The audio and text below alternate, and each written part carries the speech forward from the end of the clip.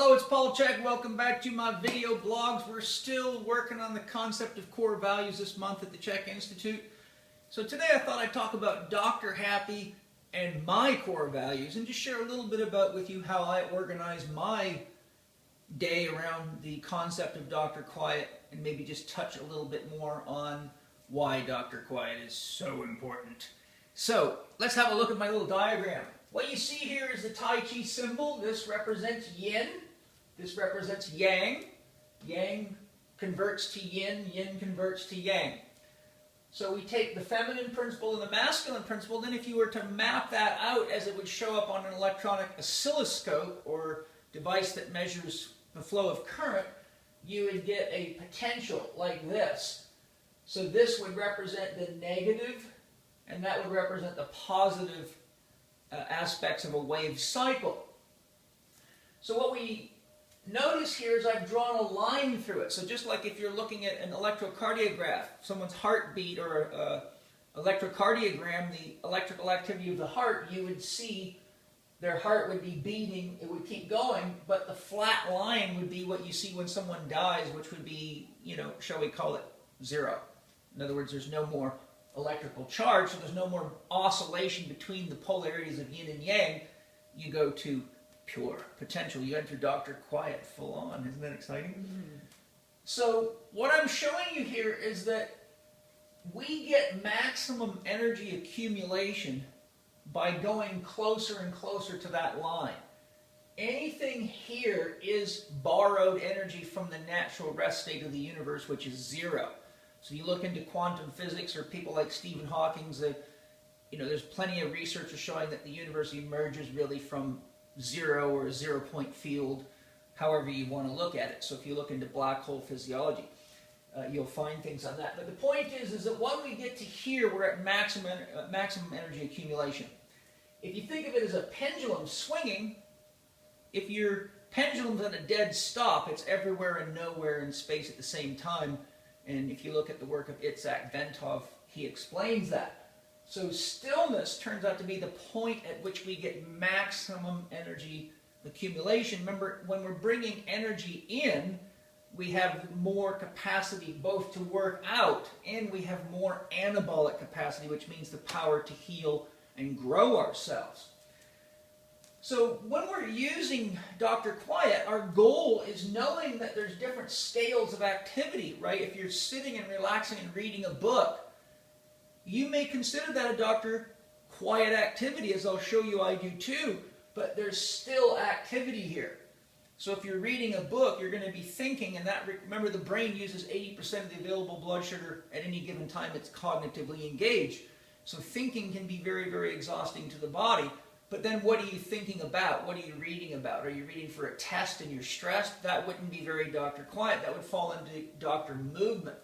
But if you're reading something that's very, very relaxing to you and you get a harmonious train of brain activity and it's soothing, just like if you were listening to someone sing a lullaby and we were taking a reading off your electroencephalogram or heart, you'd probably see a rhythmic pattern emerge, a smoothing out, which would indicate a form of relaxation.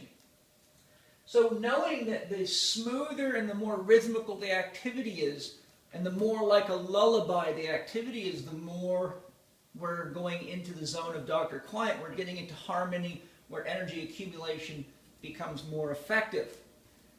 So we want maximum energy accumulation for Dr. Quiet is either advanced states of meditation, but for most people it is deep sleep, deep dreamless sleep, which occurs in cycles at night, but sleep as a general concept is deep yin. So we said minimal mental activity would work in the concept of Dr. Quiet because it's relative. All of these terms are relative, so we have to think about it that way. Introspection and intuition are much more likely to occur effectively when you're in these inward-going, soothing, self-oriented states where you're doing something for yourself. I don't mean focusing necessarily on yourself like an egotistical self. I mean choosing to nourish and care for yourself enough to give yourself the quiet space to meditate, to introspect, to think deeply about life or whatever's relevant to you. But when your brain is in a relaxed state, you can harmonize the hemispheres much more easily than if you're doing something you think you've got to do, which excites typically either left or right brain. But once you're calm, you get a nice harmony, which again helps you accumulate energy, and it opens the gate to introspection. If you look at the different stages of brain waves and just look at the different information on how the mind works, you'll see the different wave functions that relate to different states. And the more calm the mind gets, usually the more open it is for intuitive access. So Dr. Quiet is very, very important for our inner process, our inner sensation, and our intuitive access, because intuition is not an active process, it's a passive process. Thinking is active, intuition's passive. Imagination is active, intuition's passive. This is related to the discontinuous aspects of creativity.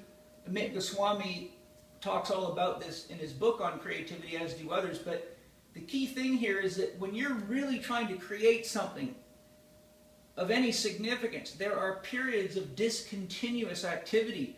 You gather a bunch of information, but you still have to synthesize it. You still have to figure out how you're going to apply that information.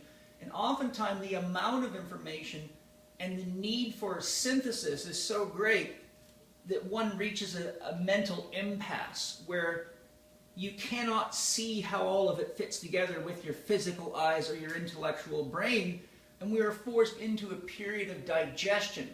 And in that period of digestion and rumination, one needs to learn to relax and open their mind instead of running around trying to flush a deer out of the woods, so to speak. You set up your lean-to in a quiet place, bring your peace pipe, what your favorite tea or whatever is, and you hang out in a very Dr. Quiet way and invite the deer to come to dinner. That's discontinuous creation versus running around chasing the deer thinking, I can catch one or I can catch 10, which, as you know, doesn't work well.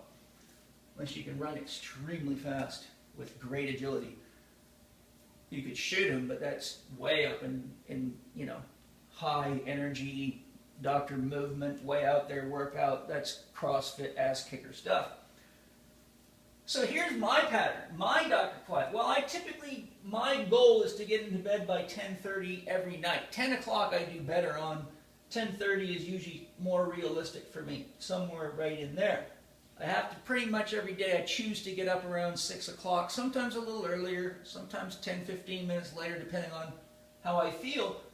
But because of the way the hormonal cycles go, the circadian rhythms go, and how the circadian rhythm drives our cycles, as I show in my book, How Do You Move and Be Healthy, this is an optimal sleep pattern because it's the way the body's built. It follows that plan. During my cold shower, I take ice cold showers several times a day after each workout, first thing in the morning, after my saunas at night, and sometimes even before bed on hot days. The cold shower I consider to be part of my Dr. Quiet practice because right when you step into a cold shower, there's a level of shock that stops you from thinking, kind of like an orgasm does. Cold showers are often more easy to acquire than an orgasm if you are dependent upon somebody else's help. The cold shower is there all the time, and it does give you this moment of, oh, ah, woo, ah, woo, yeah! And right there, you're not thinking about your bills. You're not thinking about tomorrow. You're totally present. So I use cold showers as a practice of disengaging from any mental or emotional thoughts about how cold the water is going to be, or any of the kind of stuff that we say to ourselves getting into a cold shower. And I find that by really practicing being with Dr. Quiet and just saying things to myself like, this is good for me, my body loves this, this is awesome, the water doesn't feel near as cold, and it teaches me that by relaxing my mind and not buying into projected preconceived notions, that I can control my internal physiology by just relaxing and believing whatever I want to believe. In other words, I could believe this cold water feels fantastic, and strangely it does. So cold shower equals no mind. Even if it's just a second, wow! If you pay attention, you're learning how to let go. Morning reading. that's my time for personal growth. I read people who inspire me and whose lives are exemplary of the kind of life that I would like to live, and that whose teachings inspire me to realize that I can share things with people that will outlive me and therefore be my legacy. So my morning reading time is a form of a spiritual practice for me, and though I'm reading, I'm usually spending so much time in deep meditation, because a lot of these books I read, one passage could take me hours of meditation to fully embody. So that's great Dr. Quiet practice for me. Evening Tai Chi, again, I go into no mind. This is work in. You could say this is part of Dr. Movement, and you'd be correct. But Dr. Movement is used as a tool to get you into no mind, which is a Dr. Quiet practice. All the doctors are shall we say, friends with each other and supportive.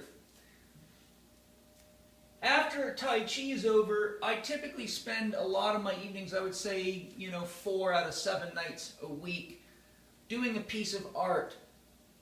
I want to qualify that the type of art I do is not where I'm trying to make something look perfect, or a face that's perfectly proportioned, or I don't look at a picture of a house or a dog and try to paint it.